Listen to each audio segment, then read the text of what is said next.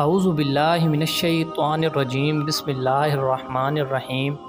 اللہ تبارک و تعالیٰ کے بابرکت نام سے شروع جو بڑا مہربان اور نہایت رحم کرنے والا ہے۔ پیارے دوستو، قوم عاد اور قوم سمود دنیا کی دو ایسی طاقتور ترین قومیں ہیں جن کو اللہ تبارک و تعالیٰ نے بے پناہ قوت اور طاقت سے نوازا تھا، اور ان کی طاقت کا کوئی بھی مقابلہ نہیں کر سکتا تھا، اور یہ دنیا کی طاقتور ترین قومیں تھیں۔ اللہ تبارک و تعالیٰ نے ان جیسی قومیں نہ ان سے پہلے کبھی پیدا فرمائیں اور نہ ان کے بعد کبھی پیدا فرمائیں۔ پیارے دوستو، یہ دو ایسی قومیں تھیں جن کو اللہ تبارک و تعالیٰ نے بے پناہ اور بے شمار قوت عطا فرمائی تھی۔ لیکن آج کی اس ویڈیو میں ہم آپ کو قوم سمود کے بارے میں بتائیں گے کہ کس طرح قوم سمود پر اللہ تبارک و تعالیٰ نے اپنا دردناک عذاب بھیجا، اور کس طرح اس قوم نے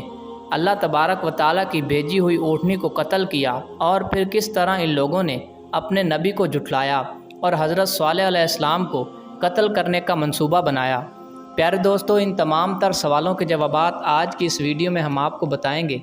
تو آپ لوگوں سے گزارش ہے کہ ہماری اس ویڈیو کو اینڈ تک ضرور دیکھیں، اور مزید اس طرح کی اسلامک ویڈیو دیکھنے اور سننے کے لیے ہمارے اس چینل معلومات اسلام کو لازمی سبسکرائب کریں۔ پیارے دوستو، دنیا کی سب سے پہلی طاقتور ترین قوم عاد ہے۔ انہوں نے اللہ تبارک و تعالیٰ کی نافرمانی کی تو اللہ تبارک و تعالیٰ نے انہیں تباہ و برباد کر دیا۔ پھر اسی قوم کی نسل سے اللہ تبارک و تعالیٰ نے ایک اور قوم پیدا فرمائی جسے قوم سمود کہا جاتا ہے۔ پیارے دوستو، یہ قوم بھی بڑی طاقتور ترین قوم تھی، اور اللہ تبارک و تعالیٰ نے اس قوم کو بھی بے پناہ قوت اور طاقت عطا فرمائی تھی۔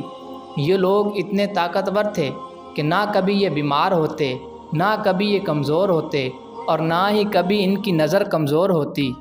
یہ قوم حجر کے علاقے میں آباد تھی، جسے آج کل مدائن صالح کہا جاتا ہے۔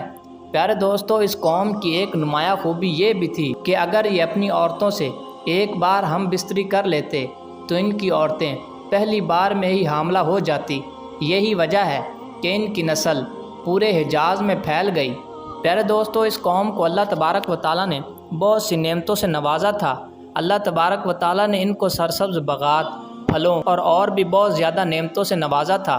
یہ قوم بڑے بڑے پتھروں کو تراش کر ان میں گھر بنانے کی عادی تھی، اور ان کے گھر بہت ہی عالی شان ہوا کرتے تھے، اور دور دراز سے لوگ ان کے گھروں کو دیکھنے کے لیے آیا کرتے تھے۔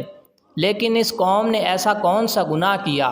ایسی کون سی نافرمانی کی، جس کی وجہ سے اللہ تبارک و تعالیٰ نے اس قوم کو تباہ و برباد کر دیا، اور پھر اس کے بعد اللہ تبارک و تعالیٰ نے ایسی کوئی بھی قوم نہیں پیدا کی۔ پیارے دوستو، نعمتوں کی فراوانی اور بے پناہ قوت اور طاقت کی وجہ سے یہ قوم مغرور ہو گئی اور اللہ تبارک و تعالیٰ کی نافرمانی کرنے لگی، اور اپنے ہاتھوں سے بنائے ہوئے بتوں کی پوجا کرنے لگی، اور اس بات کو یہ لوگ بھلا بیٹھے کہ اللہ تبارک و تعالیٰ نے ان سے پہلے انہی کی قوم کو انہی گناہوں کی وجہ سے ہلاک کیا ہے۔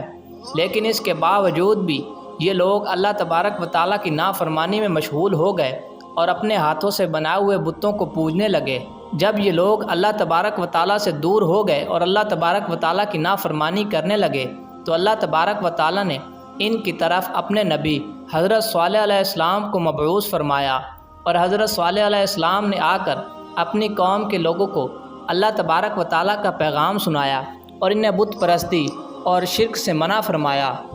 تو قوم کے بدبخت لوگ اور قوم کے سردار آپ کو جھوٹا کہنے لگے اور آپ کو جھٹلانے لگے اور آپ سے معجزہ طلب کرنے لگے، اور اس قوم کے سردار حضرت صالح علیہ السلام سے کہنے لگے کہ آپ سے پہلے جو بھی نبی آیا ہے وہ کوئی نہ کوئی معجزہ لے کر آیا ہے، اگر آپ بھی اللہ تبارک و تعالیٰ کے سچے نبی ہیں تو ہمیں کوئی معجزہ دکھاؤ۔ تو حضرت صالح علیہ السلام نے پوچھا کہ تم لوگ کیسا معجزہ طلب کرتے ہو؟ تو قوم کے سردار کہنے لگے کہ ابھی اس پہاڑ سے ایک اونٹنی نکل کر آئے جو گابن ہو، اور آتے ہی ایک خوبصورت بچے کو جنم دے، اور یہ اونٹنی ایسی ہو کہ یہ بنا ماں باپ کے ہو۔ تو اللہ تبارک و تعالیٰ کی بارگاہ میں حضرت صالح علیہ السلام نے دعا کی، تو پہاڑ سے ایک گابن اونٹنی نکل کر آئی جس نے آتے ہی بچے کو جنم دیا، اور اس اونٹنی کے تھن دودھ سے بھرے ہوئے تھے، اور اس اونٹنی کے تھنوں میں اس قدر دودھ تھا کہ تمام لوگوں نے پیا، لیکن پھر بھی وہ دودھ بچ گیا۔ حضرت صالح علیہ السلام کا یہ معجزہ دیکھ کر قوم کے سردار اور لوگ لاجواب ہو گئے، لیکن پھر بھی وہ بدبخت لوگ کہنے لگے کہ یہ تو جادو ہے، اور حضرت صالح علیہ السلام کو پھر جھٹلانے لگے۔ تو اس کے بعد حضرت صالح علیہ السلام نے اپنی قوم سے کہا کہ یہ اونٹنی اللہ تبارک و تعالیٰ کی طرف سے تمہارے لیے معجزہ ہے، تم اس اونٹنی کو اللہ تبارک و تعالیٰ کی زمین میں چھوڑ دو اور اسے کوئی بھی نقصان مت پہنچانا، ورنہ اللہ تبارک و تعالیٰ کا عذاب تمہیں پکڑ لے گا۔ پھر اس کے بعد وہ اونٹنی زمین پر چرنے لگی اور چشموں کا پانی پینے لگی۔ جس دن وہ اونٹنی چشمے کا پانی پیتی تو وہ چشموں کا سارا پانی پی جاتی، اور قوم سمود کے لوگوں کے لیے پانی نہ بچتا تھا، تو وہ لوگ اونٹنی کی شکایت لے کر حضرت صالح علیہ السلام کی بارگاہ میں حاضر ہوئے اور کہنے لگے کہ آپ کی یہ اونٹنی ہمارا سارا پانی پی جاتی ہے۔ تو حضرت صالح علیہ السلام نے ایک دن اونٹنی کے لیے معین کر دیا اور دوسرا دن قوم سمود کے لوگوں کے لیے معین کر دیا، اور فرمایا کہ ایک دن اونٹنی چشموں سے پانی پیا کرے گی اور دوسرے دن تم چشموں سے پانی پیا کرنا۔ تو جس دن وہ اونٹنی چشموں سے پانی پیتی اس دن وہ دودھ بھی زیادہ دیتی، اور جب وہ اونٹنی چشموں سے پانی پیتی تو دوسرے دن قوم سمود کے لوگوں کے لیے پانی نہ بچتا تھا۔ تو اس طرح قوم سمود کے لوگ اس اونٹنی سے تنگ آ گئے اور اس کو قتل کرنے کا منصوبہ بنانے لگے۔ تو اس قوم کے ایک طاقتور سردار کی بیوی جس کا نام صدوق تھا، اس کی 2 خوبصورت اور نوجوان بیٹیاں تھیں۔ تو اس نے حضرت صالح علیہ السلام کے بیٹے کو ورغلایا اور کہا کہ اگر تم رات کے اندھیرے میں اس اونٹنی کو قتل کر دو تو میں تمہیں اپنی یہ دونوں بیٹیاں انعام کے طور پر دے دوں گی۔ لیکن چونکہ حضرت صالح علیہ السلام کی اولاد نیک تھی، اس لیے آپ کے بیٹے نے منع فرما دیا۔ پھر اس کے بعد اس عورت نے اپنی قوم میں یہ اعلان کروایا کہ جو کوئی بھی اس اونٹنی کو قتل کرے گا میں اسے اپنی یہ دونوں بیٹیاں دوں گی۔ چنانچہ اس قوم کے 2 بدبخت نوجوانوں نے رات کے اندھیرے میں اس اونٹنی کو قتل کر دیا۔ تو جب صبح حضرت صالح علیہ السلام کو اونٹنی کے قتل کا پتہ چلا تو حضرت صالح علیہ السلام بہت غمگین ہو گئے۔ یہ دیکھ کر آپ کی قوم آپ سے کہنے لگی کہ اگر تم اللہ تبارک و تعالیٰ کے سچے نبی ہو تو ہم پر وہ عذاب لے آؤ جس سے تم ہمیں ڈراتے ہو۔ اس طرح وہ بدبخت قوم خود ہی اللہ تبارک و تعالیٰ کے عذاب کو طلب کر بیٹھی۔ پھر اس کے بعد حضرت صالح علیہ السلام نے کہا کہ اب تم پر اللہ تبارک و تعالیٰ کا عذاب آئے گا۔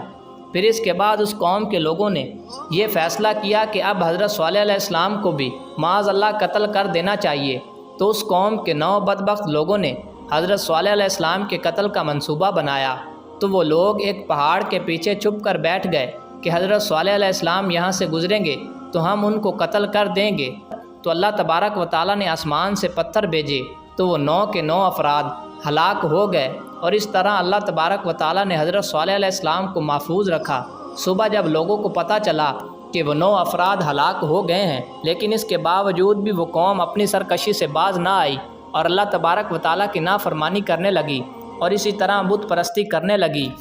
اور حضرت صالح علیہ السلام سے کہنے لگی کہ تم جس عذاب سے ہمیں ڈراتے ہو ہم پر وہ عذاب لے آؤ۔ تو حضرت صالح علیہ السلام نے کہا کہ 3 دن بعد تم پر اللہ تبارک و تعالیٰ کا عذاب آئے گا، اور اللہ تبارک و تعالیٰ کا عذاب تمہارا منتظر ہے۔ تو حضرت صالح علیہ السلام فرمانے لگے کہ 3 دن بعد اللہ تبارک و تعالیٰ کا عذاب تم پر نازل ہوگا۔ پہلے دن تمہارے چہرے زرد ہو جائیں گے، دوسرے دن تمہارے چہرے سرخ ہو جائیں گے، اور تیسرے دن تمہارے چہرے سیاہ ہو جائیں گے۔ حضرت صالح علیہ السلام کی یہ بات سننے کے باوجود بھی وہ قوم اپنی سرکشی سے باز نہ آئی، اور حضرت صالح علیہ السلام سے کہنے لگی کہ ہم یہ 3 دن شراب میں گزاریں یا شباب میں۔ تو اللہ تبارک و تعالیٰ کے حکم کے مطابق حضرت صالح علیہ السلام اور آپ پر ایمان لانے والے لوگوں کو لے کر اس بستی سے نکل گئے۔ تو 3 دن بعد حضرت صالح علیہ السلام کے فرمان کے مطابق آپ کی قوم کے لوگوں کے چہرے سیاہ ہو گئے، اور وہ لوگ ایک دوسرے کو دیکھ کر ڈرنے لگے اور کہنے لگے کہ پتہ نہیں اب ہم پر کون سا عذاب آئے گا اور ہم کس عذاب میں مبتلا ہوں گے۔ پھر اس کے بعد چوتھے دن آسمان سے ایک زوردار چیخ آئی، اور یہ چیخ اس قدر خوفناک تھی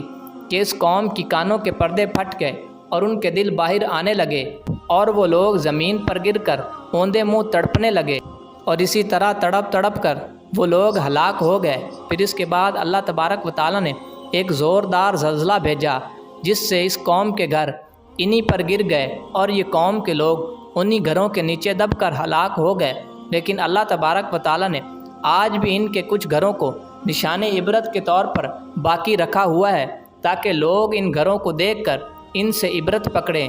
اور اللہ تبارک و تعالیٰ کی نافرمانی سے باز آ جائیں۔ اللہ تبارک و تعالیٰ کی بارگاہ میں دعا ہے کہ اللہ تبارک و تعالیٰ ہم سب کو گناہوں سے بچتے ہوئے زندگی گزارنے کی توفیق عطا فرمائے، اور ہم سب کو ان گناہوں سے بچنے کی توفیق عطا فرمائے جن کی وجہ سے پہلی قومیں ہلاک ہوئیں۔